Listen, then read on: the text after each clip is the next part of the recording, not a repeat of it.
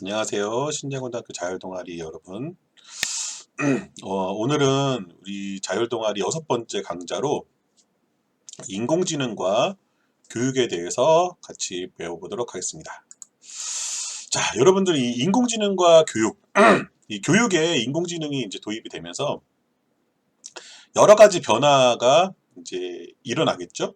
그리고 뭐 여러분들이 선생님이 됐을 때 이 인공지능이 교육 안에 얼마나 들어올지 사실 이게 좀 예측이 잘 안 돼요. 왜냐면 지금도 변화의 속도가 굉장히 빠른데 여러분들이 선생님이 됐을 때는 도대체 어, 인공지능이 얼마나 교육 현장에 교육 환경에 영향을 주고 있을지는 아무도 속단을 못하죠.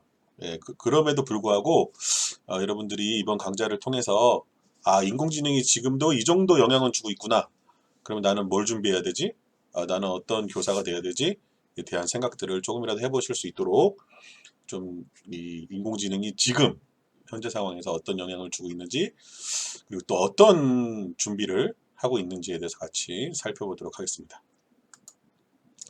자, 먼저 그 인공지능에 대해서 교육부가 발표한 인공지능과 교육의 변화에 대해서 말씀을 드리도록 하겠습니다. 그러니까 여러분들 이제 우리나라 제가 강좌를 통해서 우리나라 교육 체계에 대해서 설명을 해드렸잖아요. 그래서 교육부가 중요한 교육 정책을 결정하고 이끌어 나간다고 했잖아요. 그래서 이 교육부가 인공지능시대에 인공지능이 우리 교육에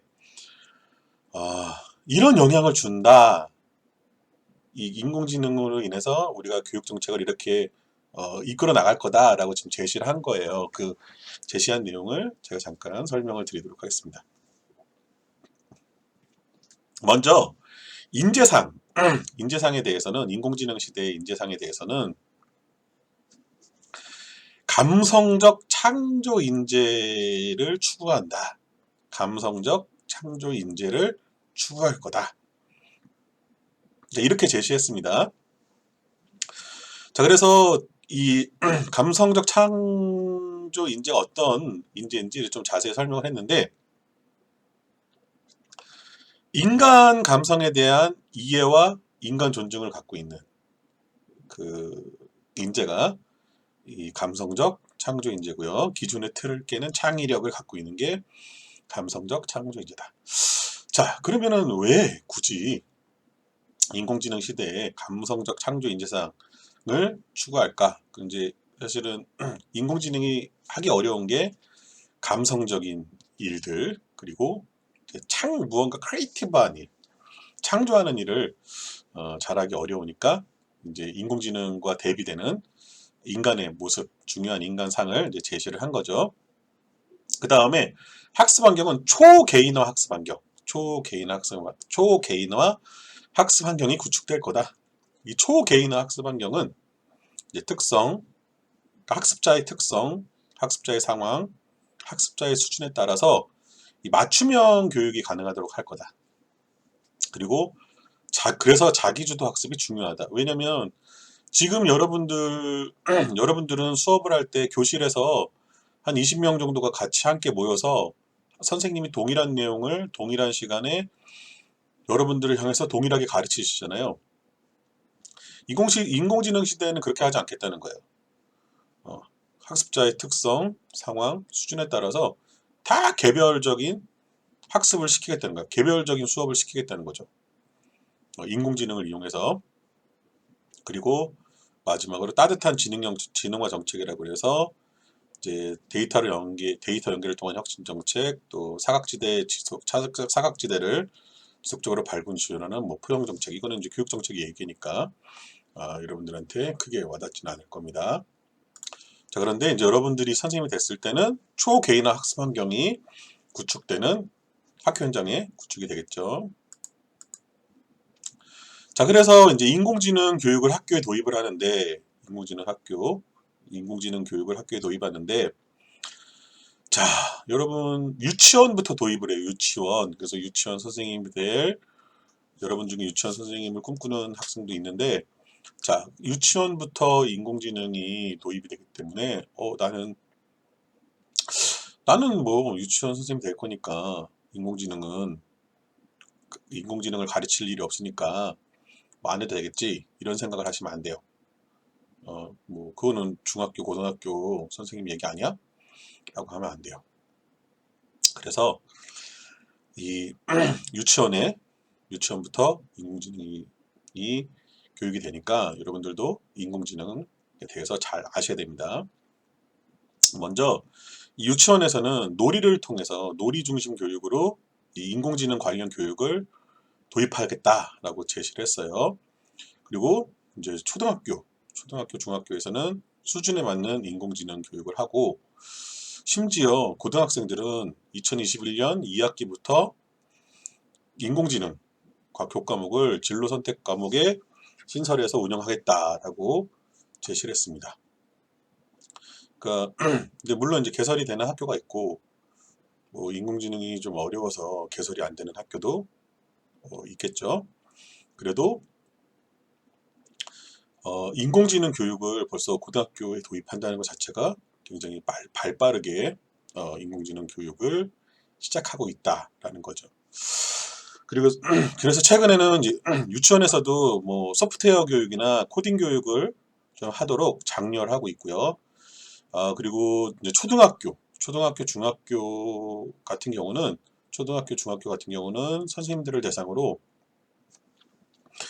학생들한테 인공지능을 어떻게 접근해서 어떻게 교육할 것인지에 대한 어, 연수도 시행하고 있습니다. 자, 그리고 여러분, 이 인공지능을 통해서 실제로 교실의 변화가 찾아옵니다. 인공지능을 통해서 교실의 변화가 찾아오는데 어떤 내용이냐면, 자, 이제 앞으로 초등학생들은 이 인공지능으로 수학을 배운다? 네, 아니에요. 작년 2학기부터, 그러니까 2020년 9월 14일부터 초등학교 1학년, 2학년 학생들에게 인공지능을 활용한 똑똑 수학 탐험대라는 서비스가 제공이 됐습니다. 자, 그래서 이 교육과정과 교과서를 기반으로 설계한 과제를 학생들이 학습을 하면 그 결과를 인공지능 기술로 분석하고 예측을 해서 학생 수준에 맞는 학습 컨텐츠를 추천해주고 피드백을 주는 그런 활동이 이미 인공지능을 통해서 이제 된다는 거죠. 도입이 됐다는 거죠.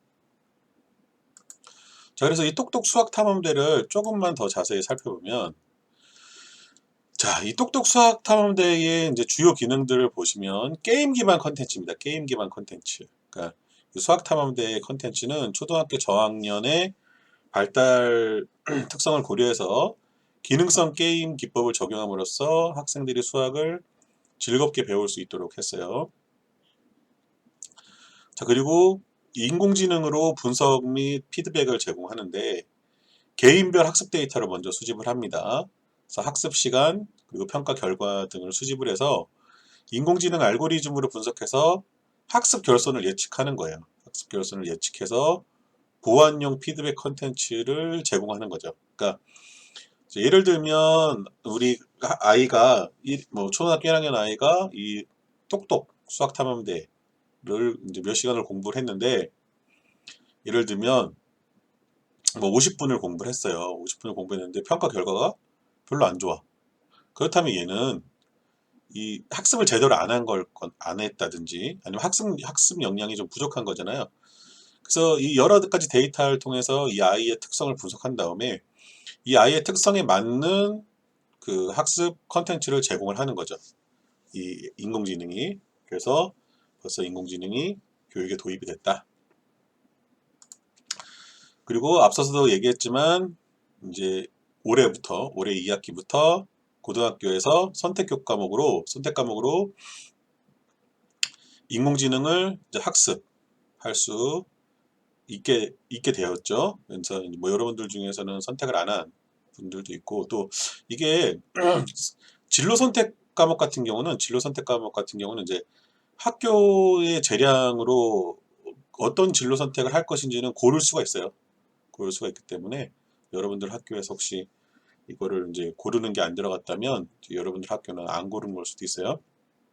자, 이렇게 이미 교육부가 발표한 내용들을 보면 우리나라의 교육 환경은 그 인공지능이 적용이 돼서 이제 변화를 하고 있고요.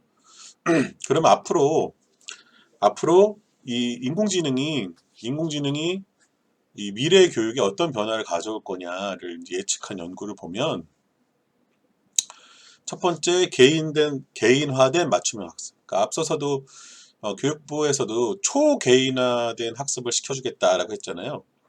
이 개인화 학습이란 건 뭐냐면 만약에 우리 반에 20명의 학생이 있으면 20명 다 다른 학습을 하는 거예요. 이 20명 다 개별화된 학습을 하는 거예요. 개별화된 학습. 이게 말이 쉽죠, 여러분. 그러니까 사실은 여러분들 이게 뭐냐면 개인화된 맞춤형 학습을 한다는 거는 교사의 역할이 달라져야 된다는 거죠. 그러니까 지금은 선생님이 들어와서 일괄적으로 수업을 하고 일괄적으로 평가를 하는데 개인화된 맞춤형 학습을 하면 일괄된 수업을 하고 일괄된 평가를 할 수가 없게 되는 거죠. 그럼 이제 선생님 역할이 좀 바뀌게 된다. 그 다음에 인공지능이 가정교사 같은 개별 지도를 합니다. 개별 지도. 그래서 학습자의 학습 진도율. 그 과외 선생님처럼 붙는 거예요. 전 과목 과외 선생님, 인공지능이. 예, 그런 변화가 있다라는 거죠. 자, 그 다음에 피드백이 가능한 튜터링 학습. 그러니까 이제 튜터처럼 옆에서 이제 동료 학습자처럼 이제 튜터링을 해주는 거죠. 피드백을 해주는 동료가 되는 거예요. 동료. 자, 그러다 보니까 학습자가 어려워하는 개념들을 이제 분석해낸 다음에 맞춤식으로 교육해주는 거예요. 인공지능 알고리즘으로 예를 들면 뭐 A라는 학생이 수학에서 어떤 개념을 제일 어려워하는지, 어떤 문제를 제일 많이 틀리는지, 어떤 걸 공부할 때 시간이 가장 오래 걸리는지를 파악을 해서 그 부분을 맞춤형으로 이제 교육을 해주는 거죠. 자, 그리고 시공간적 제약이 없죠. 단말기 하나만 갖고 있으면, 디바이스 하나만 갖고 있으면 인공지능이 언제 어디서라도 나에게 학생들한테 맞춤형 학습을 시켜주는 거고요. 자, 그리고 실수를 두려워하지 않아도 되는 이 시행착오 학습을 할 수 있습니다. 그러니까 인공지능이랑 학습을 하면 실수를 두려워하지 않아요. 자, 예를 들면 여러분 내 눈앞에 선생님이 해봐 이래요. 그러면 사실은 틀릴까봐 좀 걱정되죠. 틀릴까봐 걱정이 돼요. 근데 인공지능이 컴퓨터가 해보세요 하는 거예요. 그러면은 뭐 컴퓨터한테 혼날까봐 걱정돼요? 컴퓨터가 혼내면 어떻게 하면 돼요? 꺼버리면 되지. 이게 어디 나를 혼내? 끄면 되죠. 그러다 보니까 인간인 선생님은 아무래도 좀 겁나요. 막 두렵다라기보다는 좀 그러니까 창피할까봐 좀 걱정이 되죠. 근데 인공지능 선생님은 내가 실수하고 틀려도 창피하지 않아. 왜냐면 사람이 아니니까. 인공지능이잖아요. 그죠? 음. 그러다 보니까 뭐 반복적인 실수를 계속 하면서 내가 이제 완전 학습을 해나갈 수가 있는 거죠. 그리고 이제 스마트 컨텐츠 기반의 맞춤형 자료. 여기서 여러분이 스마트 컨텐츠라는 거는 약 1분에서 2분 단위로 잘게 나누어 놓은 컨텐츠예요. 1분에서 2분. 그러니까 여러 개의 조각을 낸 다음에 나한테 맞는 학습자한테 맞는 컨텐츠를 만들어 주는 거예요. 좀 쉽게 얘기하면 여러분 어떤 샌드위치 가게에 가면 어떤 샌드위치 가게는 그 안에 넣을 수 있는 것들을 내가 다 고르잖아요. 그것처럼 내가 배워야 되는 내용들을 여러 개의 종류들을 잘게 만들어 놓고 나한테 가장 적합한 컨텐츠가 만들어지는 거예요. 그걸 인공지능을 통해서 하겠다는 거죠. 그리고 인공지능이 이제 자동으로 채점도 하고 그리고 이제 굉장히 중요한 내용은 여러분들이 교사가 됐을 때 해야 되는 일상적인 업무들이 상당히 많아요. 특히 행정 업무. 그런 일상적이고 행정적인 업무들을 인공지능이 다 한다는 거죠. 다 해내는 겁니다. 그렇기 때문에 교사의 역할이 상당히 많이 변화되어진다. 그래서 여러분들이 선생님이 되었을 때 여러분들의 교실, 여러분들의 수업은 이 인공지능이 많이 바꿔놓을 거라는 거죠. 그래서 여러분들은 특별히 이 인공지능에 대해서 좀 더 관심을 갖고 또 공부를 하고 인공지능이 교육에 어떻게 접목이 되고 어떻게 적용되고 있고 교육을 어떻게 바꾸고 있는지에 대해서 좀 더 관심을 가지셔야 됩니다. 그래서 우리가 이 자율 동아리 마지막 강좌에서는 제가 인공지능과 인공지능으로 인한 교사의 역할이 어떻게 변화하는지 또 무엇을 준비해야 되는지를 같이 한번 또 나누어 보도록 하겠습니다. 네, 6번째 강좌 들으시느라고 수고 많으셨고요. 그럼 우리 다음 시간에 좀 아쉽지만 마지막 강좌로 만나도록 하겠습니다. 수고하셨습니다.